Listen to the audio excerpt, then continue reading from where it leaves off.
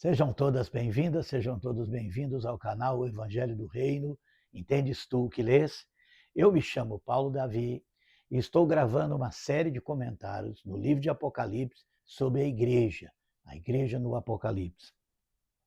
Domingo passado, falamos daquela visão da mulher vestida de sol, com a coroa de 12 estrelas na cabeça, com a lua debaixo dos pés e que sofre dores de parto para dar à luz.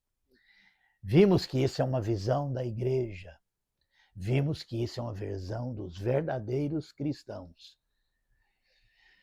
E hoje vamos falar sobre as duas testemunhas no capítulo 11. Para nós entendermos a que se refere essas duas testemunhas, quem são essas duas testemunhas, nós precisamos ler aqui tanto o capítulo 11 como mais à frente a carta às 7 igrejas. Lembrando que o Apocalipse foi escrito e endereçado às 7 igrejas da Ásia, que aparece lá nos primeiros capítulos. Mas vamos falar alguma coisa hoje sobre essas duas testemunhas para nos ajudar a identificar quem são elas. Vamos começar aqui no capítulo 11, verso 1. E foi-me dado uma cana semelhante a uma vara. E chegou o anjo e disse: levanta-te e mede o templo de Deus, e o altar e os que nele adoram. E deixa o átrio que está fora do templo, e não o meças, porque foi dado às nações, e pisarão a cidade santa por 42 meses. Nessa visão, é dado a João uma cana para ele medir o templo de Deus, o altar e os que nele adoram. Sabemos que no Novo Testamento, quando se fala de templo, está se referindo à igreja. A igreja é o templo de Deus, onde cada um de nós é morada do Espírito Santo. É isso que é ensinado no Novo Testamento. Enquanto que no Velho Testamento havia um tabernáculo inicialmente, composto por um átrio, por uma tenda chamada Santo Lugar e uma outra tenda chamada Santo dos Santos. Não queremos falar sobre isso agora.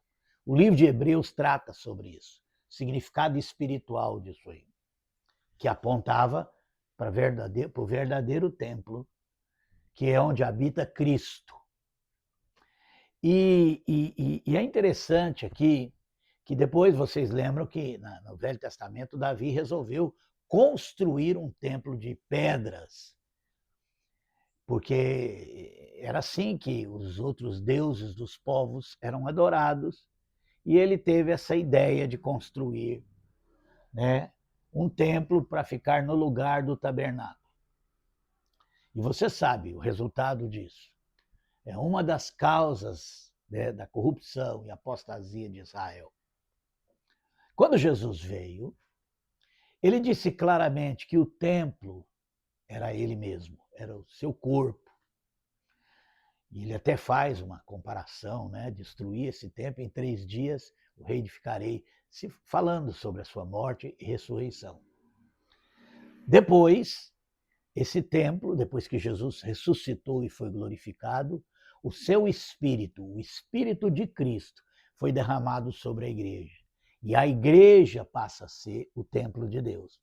Era isso que a igreja cria naqueles dias, que foi escrito o livro de Apocalipse. Mas aqui é dito a João para ele medir o templo, o altar e os que nele adoram, dando ideia de que é a verdadeira igreja de Deus, ela estaria agora no meio das nações, mas de uma forma que aqui diz que ele não deveria medir o átrio, que é a parte maior, externa do templo.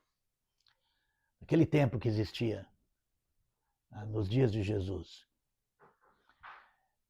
E aqui diz que ele não deve medir, porque foi dado às nações pisar a cidade santa, dando a ideia de que haveria uma mistura. A igreja estaria cercada por aqueles que não são de Cristo, mas que estariam pisando no átrio. Vamos continuar.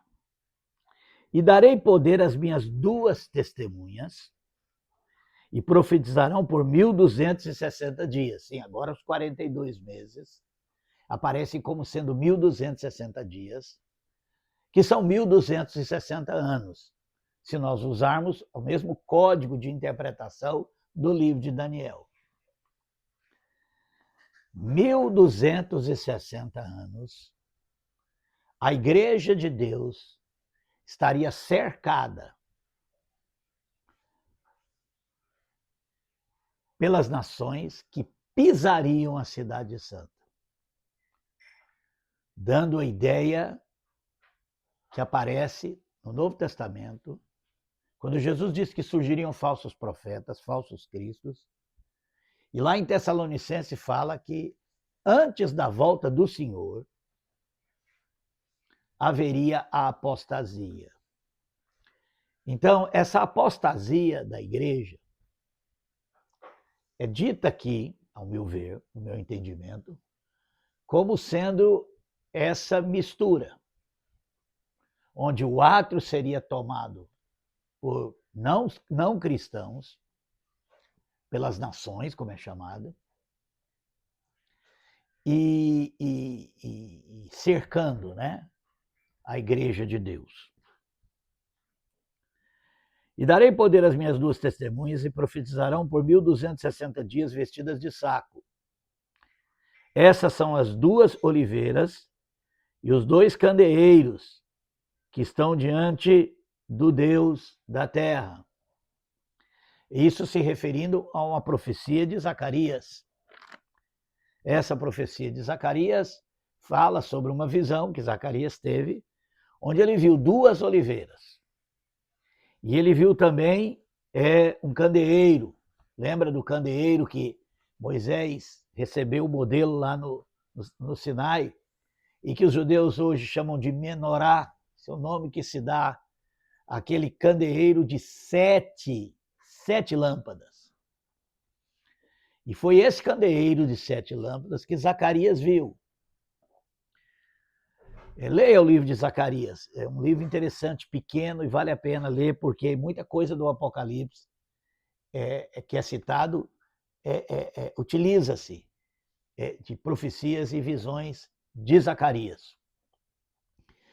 E ele viu esse candeeiro, que tem 7 lâmpadas, entre 2 oliveiras, e dessas oliveiras saíam azeite para esses candeeiros.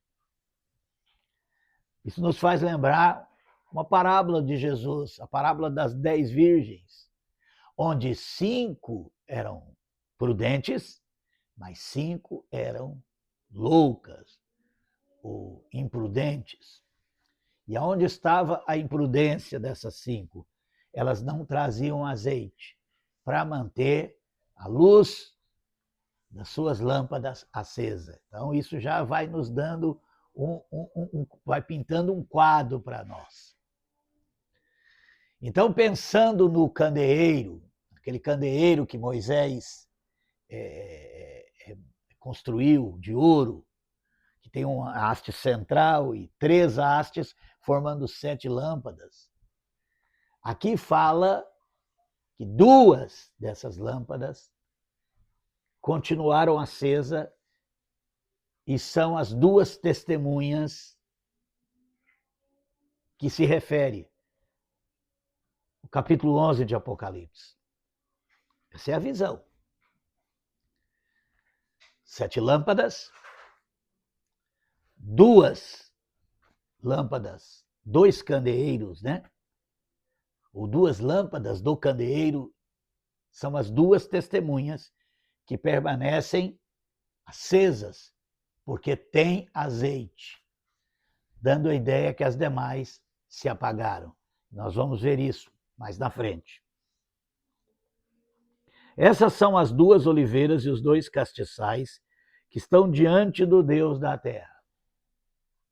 E se alguém lhes quiser fazer mal, fogo sairá da sua boca e devorará os seus inimigos. E se alguém lhes quiser fazer mal, importa que assim seja morto. Estes têm poder para fechar o céu, para que não chova nos dias da sua profecia. Aqui muitos veem uma referência a Elias, e de fato é uma referência a Elias. E tem poder sobre as águas para convertê-las em sangue e para ferir a terra com toda sorte de pragas, todas quantas vezes quiserem. Fazendo uma referência aqui a Moisés. Então, Elias e Moisés são figuras importantes para nós entendermos o papel dessas duas testemunhas. Não que as duas testemunhas será num futuro Moisés e Elias, como muitos dizem, né? Muitos veem aqui que tem uma interpretação futurista do Apocalipse, mas vamos lembrar que o Apocalipse foi escrito para a igreja naqueles dias. É uma revelação do que espiritualmente estava acontecendo. Então nós não podemos perder de vista isso. Claro que isso teria, né, uma implicação até o fim dos tempos, mas é especificamente uma revelação do que estava acontecendo naqueles dias. E o que estava acontecendo naqueles dias? Os gentios, de alguma forma, estavam pisando a Cidade Santa. Foi um período de grande perseguição. Mas não é só perseguição que haveria. Vamos continuar. Voltando ainda no porquê dessas duas figuras, né, de Elias e Moisés, vamos lembrar que Moisés ele teve um papel de tirar o povo de Deus do Egito para conduzi-los até a terra prometida. Vamos lembrar que Elias já está num outro período. Já havia tido a apostasia de Israel. E Elias e o povo de Israel havia trocado Deus por Baal. E Elias, ao seu período de profecia, foi tentar trazer, né, o povo de volta ao verdadeiro Deus. Então nós temos essas duas figuras. Tanto daquele que tirou o povo da escravidão do Egito, para levá-los para a terra prometida, quanto aquele que depois que o povo já tinha estado muitos anos e havia se corrompido e trocado o verdadeiro Deus por Baal, um falso Deus, Elias foi levantado naqueles dias para trazer arrependimento a Israel. Então esse é o quadro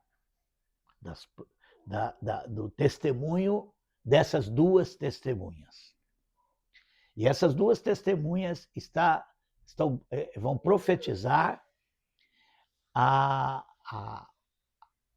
justamente aqueles que acreditam ser parte do povo de Deus e aqueles que não fazem, nunca fizeram, que ainda precisam ser libertos do Egito. Isso é uma figura do Evangelho. Nesse aspecto, Moisés ele é figura de Cristo, e o fato dele ter tirado o povo do Egito da escravidão de Faraó é uma figura do Evangelho libertador de Cristo. O Evangelho da libertação. Libertação de quê? Desse mundo, dos poderes desse mundo, do pecado que prende as pessoas nesse mundo, do egoísmo humano. E nesse sentido, essas duas testemunhas, elas pregam o verdadeiro evangelho, e a gente vai ver por que eu estou me referindo ao verdadeiro evangelho, mas elas também pregam o arrependimento àqueles que, acreditando ser do povo de Deus, não são. Pregam para aqueles que se deixaram contaminar por Baal. E nós sabemos que naqueles dias do Império Romano, o diabo usou de duas grandes estratégias. A primeira foi perseguir os cristãos até a morte. Uma violenta perseguição que começa lá com Nero, onde realmente o Estado romano vai iniciar uma grande perseguição. Não é à toa que o nome Nero César é identificado aqui no livro de Apocalipse com 666. Mas além dessa estratégia de tentar destruir a igreja, perseguindo, num determinado momento Satanás muda a sua estratégia. Ele percebe que quanto mais a igreja é perseguida, mais forte ela é e mais ela cresce. Mais essa pregação de sair do Egito, pregação de Moisés, uma das duas testemunhas, né? Ela tem essa pregação de Moisés, de libertação. E foi isso que aconteceu. À medida que a igreja era perseguida, o sangue dos mártires se tornava semente da igreja. É quando um outro imperador, um outro 666, um outro César, que foi Constantino, utiliza uma outra estratégia. Ele faz cessar a perseguição e gradativamente se aproxima da igreja. Ou seja, o Estado romano se aproxima da igreja e nós sabemos o que aconteceu. O Império Romano vai instituir o cristianismo, criar uma igreja cristã romana e impor, pelo poder da espada, essa fé aos povos conquistados. Aí já há uma troca. O Cristo do Novo Testamento, o Cristo dos Evangelhos, o Filho de Deus, é trocado por um outro Cristo. Um Cristo agora que impõe a espada e que pela força impõe a fé. E essa é, sem sombra de dúvidas, o significado desse texto que diz que durante 1.242 meses, né, 1.260 dias, o átrio, a cidade santa, seria pisada pelas nações. Verso 7. Quando acabarem o seu testemunho, a besta que sobe do abismo lhes fará guerra, e os vencerá e os matará. E jazerão seus corpos mortos na praça da grande cidade, que espiritualmente se chama Sodoma e Egito, onde o seu Senhor também foi crucificado.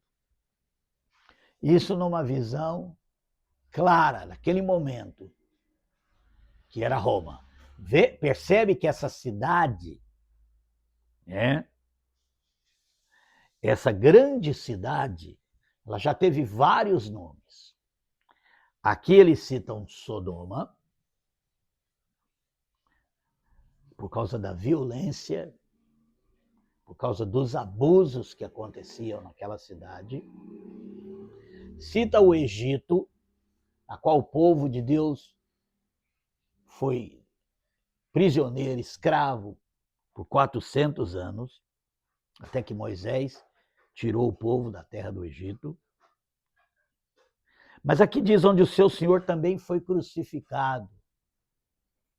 Ora, aqui já é Roma.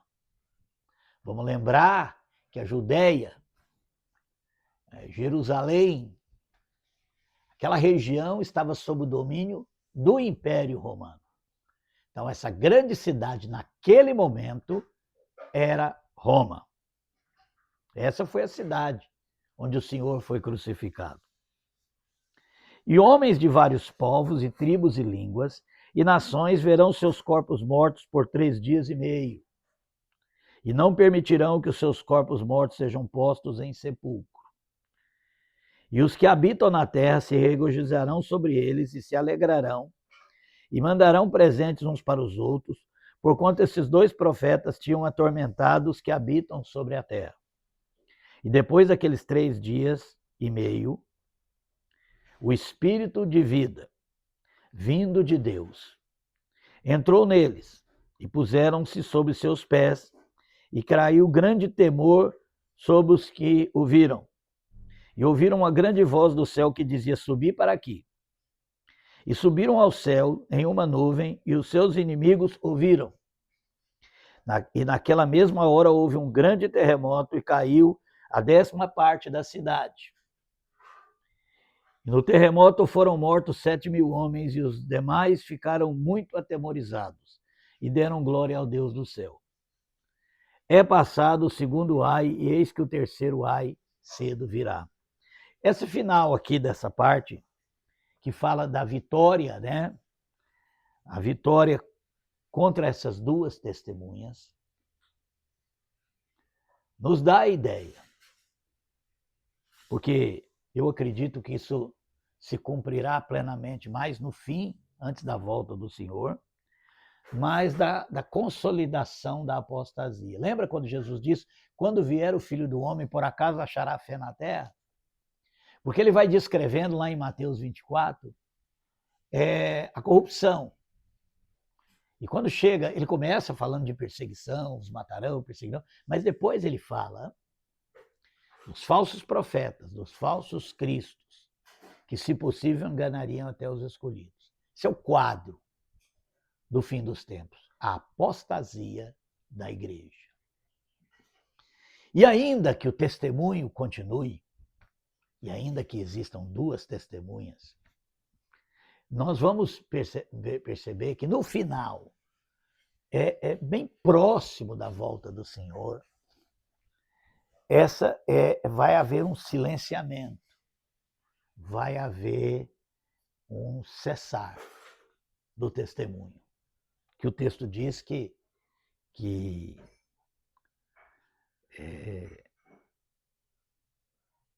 diz aqui em verso 7, e quando acabarem o seu testemunho, a besta que sobe do abismo lhes fará a guerra, e os vencerá e os matará.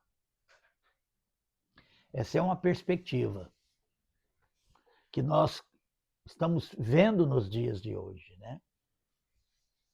Parece que quem tem voz no mundo hoje é a falsa igreja.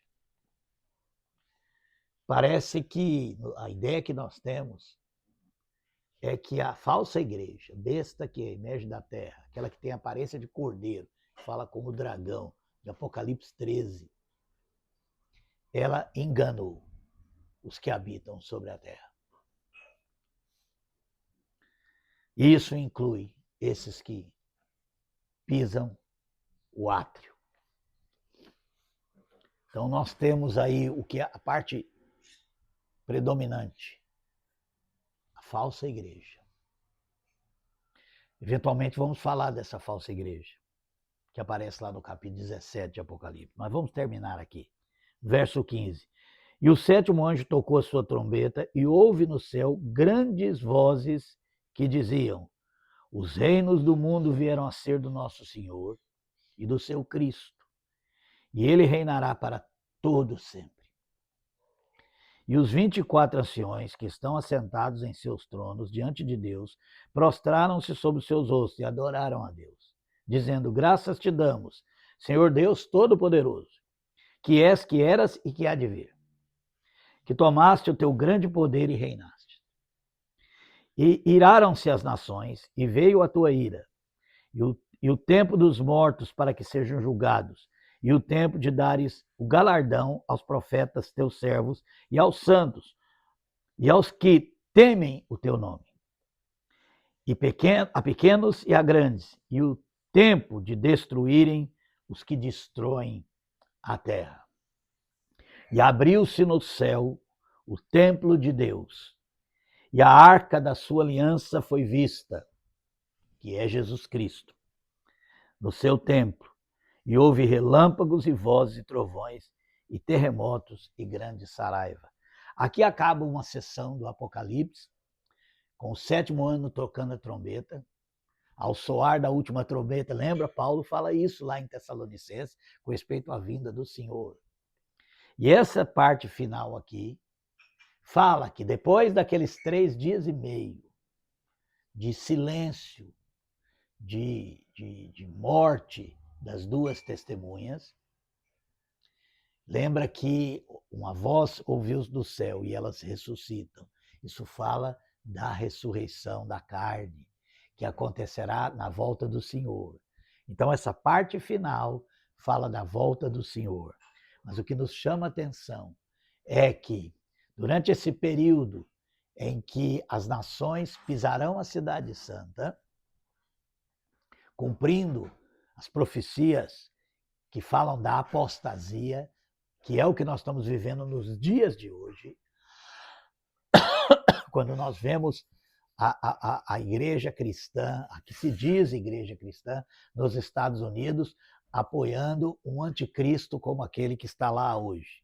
Quando nós vemos aqui no Brasil, a grande maioria do que se chama igreja apoiando violência, apoiando a ideia de ter poder para impor a fé cristã pela força do Estado.